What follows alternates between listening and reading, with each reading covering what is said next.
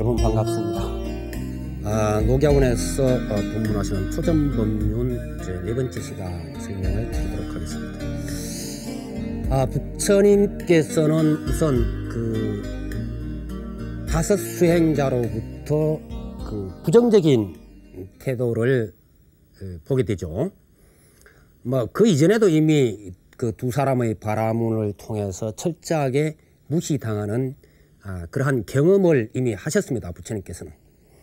그러셨기 때문에 이번에는 결코 서두르시지도 않고 또 포기하지도 않는, 처음에는 편안해질 때까지 같이 생활하는 어떤 그러한 방식을 취하셨던 것 같습니다. 그렇게 이제 시간이 가면서 점차 어떤 다쳤던 마음이 열리고 다시 귀를 기울이기 시작할 때 비로소 처음 이야기하는 것이 바로 이제 중도법이 됩니다.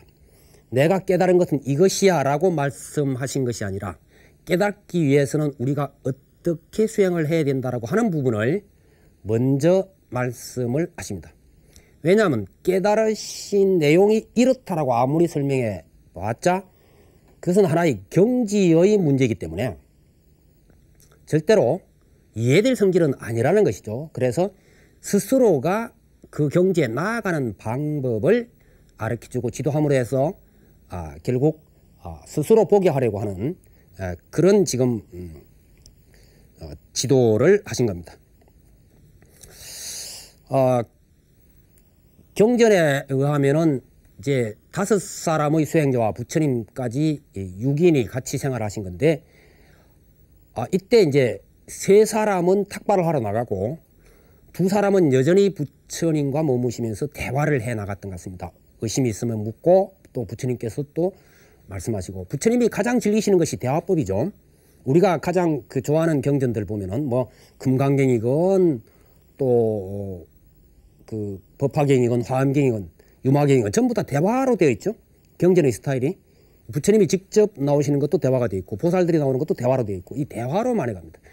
대화를 통해서 어떤 깨우침을 이르게 하려고 하는 그런 지도법을 많이 사용하셨는데,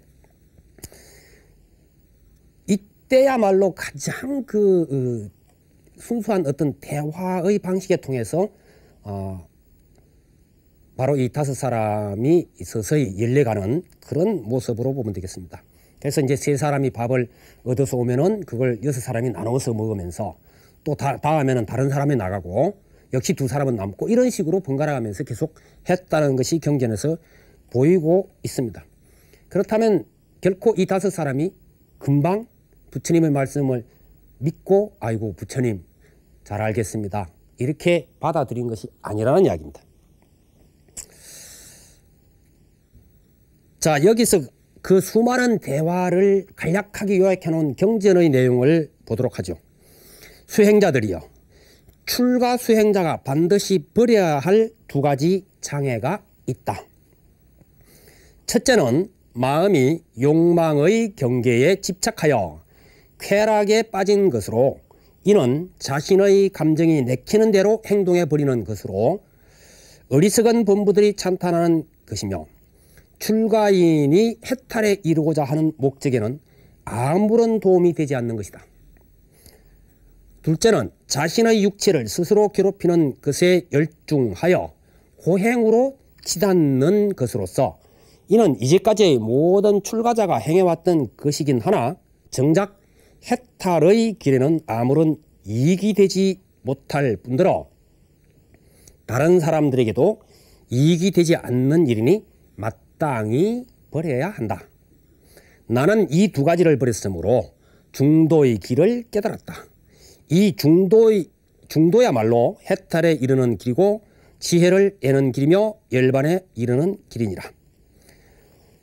자, 부처님께서는 지금 기존의 종교계, 기존의 사상계에서 범하고 있던 오류를 지적하시고 바로 그 수단을 목적화해 버린 것, 이것 때문에 수단만이 강조되고 있는 폐단을 분석해 보시고 그로 인해서 벌어진 양극단에서 벗어나야 된다는 것을 말씀하십니다.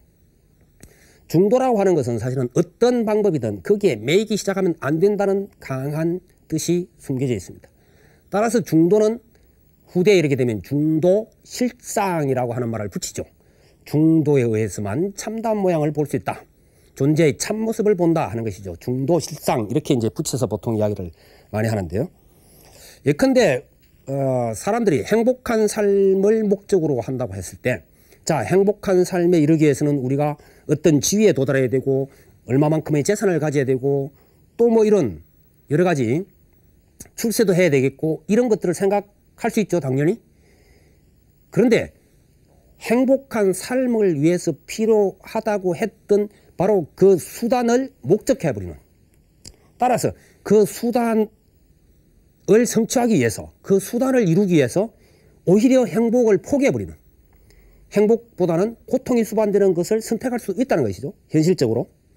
이제 이러한 문제점을 부처님께서는 지적을 하셨던 것이고, 또 하나는 헌신적인 삶, 우리가 너무 헌신적인 삶만을 자꾸 주장하다 보니까 오히려 그 고통 자체를 즐기는 쪽으로 간다는 것이죠.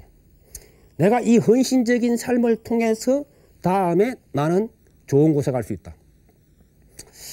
이건 어쩌면은 그 신의 세계로 돌아가기 위해서는 이야기가 성립될 수도 있습니다. 내가 신의 그 세계 속으로 들어가기 위해서 지금 이 생은 모든 이들을 위해서 헌신적으로 내 삶의 희생할 수밖에 없다고 생각하면 그건 가능할지 모릅니다. 그러나 부처님은 그런 방법이 성립 안 된다고 말씀하신 거죠. 자기 마음이 평화롭지 못하다면, 그러나 이 헌신적인 삶을 통해서 자기 마음속에 항상 평화가 있다면 그 방법은 절대로 잘못된 건 아닙니다. 이게 이제 곡해가 없어야 되는데, 그러나 그러한 헌신적인 삶의 형태를 하고 있으면서도 스스로는 항상 그것이 괴롭다면 이건 잘못됐다는 것이죠. 그래서 이러한 극단에서 우리가 벗어나지 않으면 안 된다 하는 것을 지금 부처님께서는 말씀을 하고 있는 겁니다. 이러한 두 가지 측면은 어떻게 설명을 하더라도 그것은 목적 자체는 결코 아닌 것이기 때문에 거기에 빠져 있는 한 목적지에 도달하지 못하고 있다는 명백한 사실을 지금 깨우쳐 주는 겁니다. 따라서 양극단에 치우치지 않는 수행법은 바로 중도라고 하는 것인데, 이 중도를 어떻게 설명을 해야 하는 것인가? 그러면 어떻게 수행하는 것이 바로 이게 중도라고 하는 것이냐 하는 부분을 부처님께서는 이렇게 말씀을 하고 계십니다. 수행자들이여, 중도란 무엇인가? 이는 8가지 성스러운 바른 길을 말함이니 치우치지 않는 살핌, 정견, 그렇게 이야기하죠. 치우치지 않는 관찰, 정사유 혹은 정분별이라고 경전에 나오기도 합니다. 치우침이 없는 언어, 정어, 이제 바른 언어 이렇게 할 수도 있습니다.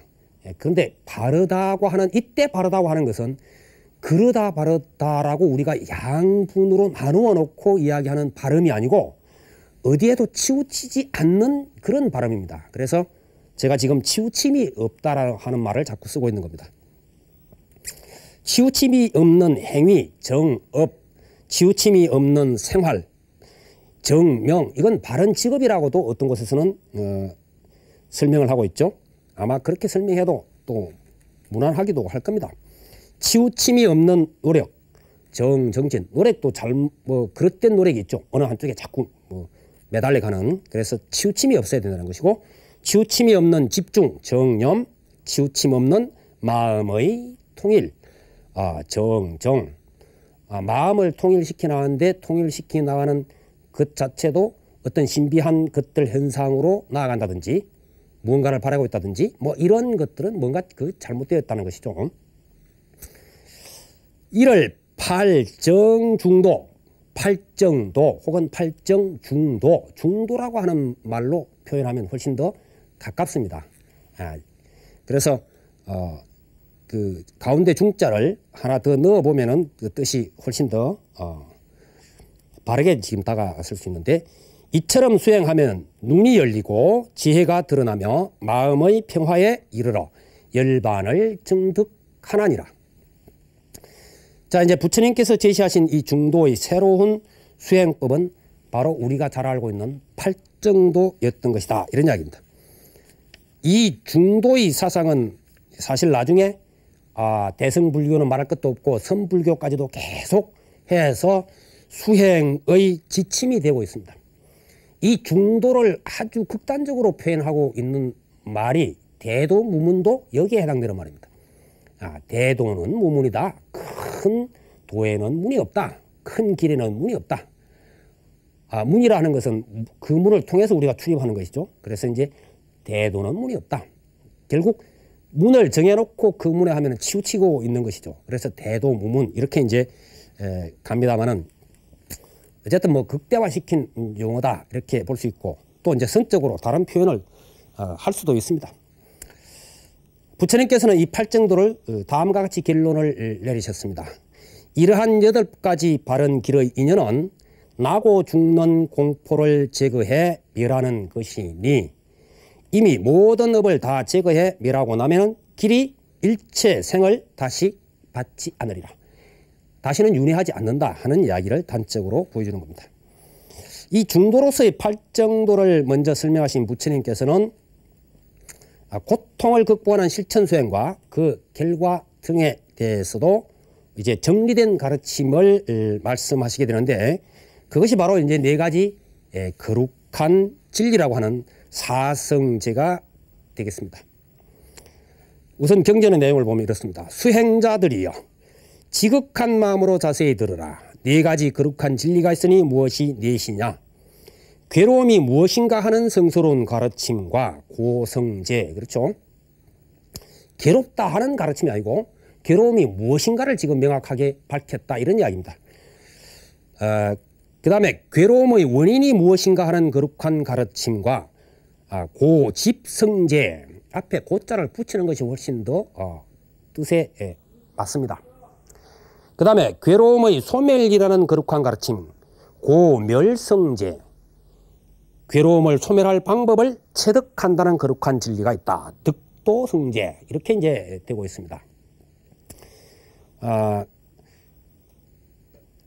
무엇을 괴로움이라 하는가? 이른바 태어남의 괴로움, 늙음의 괴로움, 병드는 괴로움, 죽음, 근심, 슬픔의 괴로움, 사랑하는 이와 헤어지는 괴로움, 원수와 만나는 괴로움, 구하여서 얻지 못하는 괴로움 등 우리 삶의 모든 현상이 곧 괴로움이다. 무엇을 괴로움의 원인이라 하는가? 이른바 애착하는 것으로부터 갖가지로 마음이 움직이고 욕심을 일으키며 갖가지로 헤아리는 것이다. 무엇을 괴로움의 사라진 것이라 하는가? 괴로움이 사라진 그 멸성제는 무엇을 말하는가? 이런 뜻이죠. 애착을 멀리 여의고 모두 멸해 없애요. 트럭만큼도 남김이 없으며 마음과 마음으로 생각하는 일체가 적정한 것이다. 번뇌망상이 사라지고 고요하고 맑은 그러한 마음의 상태를 이야기한다. 이렇게 지금 설명되고 있습니다. 이건 지금 불본 행집경에 있는 내용을 그대로 제가 옮기고 있는 겁니다. 무엇을 괴로움을 벗어나는 방법이라고 하는가? 이른바 정견, 정사유, 정어, 정업, 정명, 정정진, 정념, 정정의 팔정도이다. 이렇게 지금 이제 경전에 정리되어 있습니다. 이와 같은 가르침을 받은 그 5 비구 중에서 콘단자가 가장 먼저 깨달음에 이르게 됩니다. 이때 참 부처님께서는 대단히 기쁘셨던 것 같습니다. 그래서 경전에서도 부처님께서 콘단자가 깨달음에 이른 것을 아시고는 크게 기뻐하시면서 온 세상에 사자우하셨다. 다시 말해서 콘단자가 깨달았다고 부처님께서 크게 외치셨다는 겁니다. 얼마나 기쁘셨으면 이렇게 하셨을까 하는 것인데 당신께서 지금 깨달음에 이르신 그 경지를 지금 수개월에 걸쳐서 계속 설명을 해 나가셨습니다. 근데 이때 이제 비로소 콘단자가 당신께서 맛본 그 경지가 탁 이뤘단 말이에요. 벌써 이제 보니까 벌써 이뤘다. 그래서 대단히 기쁘셔서 콘단자가 깨달음에 이르렀다는 깨달았다고 하는 말이 바로 콘단자의 이름 앞에 붙어버립니다. 그래서 산스크리트로는 아즈나타 콘단자 이렇게 되고 빨리어는 안냐 콘단자 이렇게 되는데 그 아마 파리어 쪽이 한문으로 옮기는 쪽에 가까웠던 것 같습니다. 안약, 콘단약, 아야, 교진여 이렇게 갔던 것 같습니다. 그래서 우리가 흔히 아야, 교진여라고 할 때 그 아야라고 하는 말은 바로 깨달은 이런 뜻입니다. 그래서 깨달은 콘단야, 깨달은 교진여 이렇게 이제 이야기됩니다. 사실 그렇죠. 당신만 알고 있던 것을 누군가가 척 알았다. 이거 참 대단한 거죠. 금강경의 내용 같은 걸 보면은 부처님께서 무언가를 지금 중생들을 제도하기 위해서 교화하기 위해서 무언가를 말씀하시려고 준비를 하고 있다. 준비를 하고 있는데 이것을 수보리가 척 알고는 당신의 중생의 입장, 교화의 대상에다 놓고는 질문을 던지는 것이죠. 부처님께서 지금 하시려고 하는 그 내용을 탁 꼬집어서 묻습니다. 부처님께서는 대단히 기뻐하시죠. 착하다 수보리여, 훌륭하다 수보리여 이렇게 칭찬하는 것이죠. 이제 우리가 그 이심전심 마음과 마음으로 통한다는 것이 얼마나 기쁜지 그건 경험해보면 알죠. 보통 사람들끼리도 왜 마음과 마음이 서로 이렇게 말없이도 탁 통하고 그럴 경우가 있잖아요. 그럴 때가 가장 편안하고 즐겁고 막 그렇지 않습니까? 그런데 이 진리의 차원, 깨달음의 차원에서 비로소 지금 콘단야가 그 경지에 이르렀음을 아신 부처님의 기쁨이야말로 뭐라고 이야기를 하겠습니까? 아마도 스승에게 있어서 가장 즐거운 것은 제자가 그 가르침을 명백하게 받아들여서 명백하게 그대로 받아들여서 번쩍 그냥 열려버리는 그 순간이 가장 보람되고 가장 기쁠 겁니다. 그래서 아무리 설명해도 이게 뭐 알아먹지도 못하고 이게 되지도 않을 때는 참 그 답답하고 야 내가 이게 잘못 가르치고 있는 게 아니냐 이런 이제 생각도 들고 그런 것이죠. 아마 부처님께서도 수개월에 걸치면서 내가 다른 방식으로 해야 되는 거 아니냐 이런 생각 하셨을지도 모르죠. 그런데 먼저 교진야가 척 알고는 그 깨달음에 이르자 대단히 기뻐하시고 이제 그것을 계기로 해서 5사람도 다 이제 깨달음에 이르게 되는 내용이 되겠습니다. 다음 시간에는 이제 그 불법성 3보가 이루어지는 과정이라든지 그 다음에 제가인이 출가를 하는 모습이라든지 이런 부분을 좀 살펴드리도록 하겠습니다. 여러분 성불하십시오.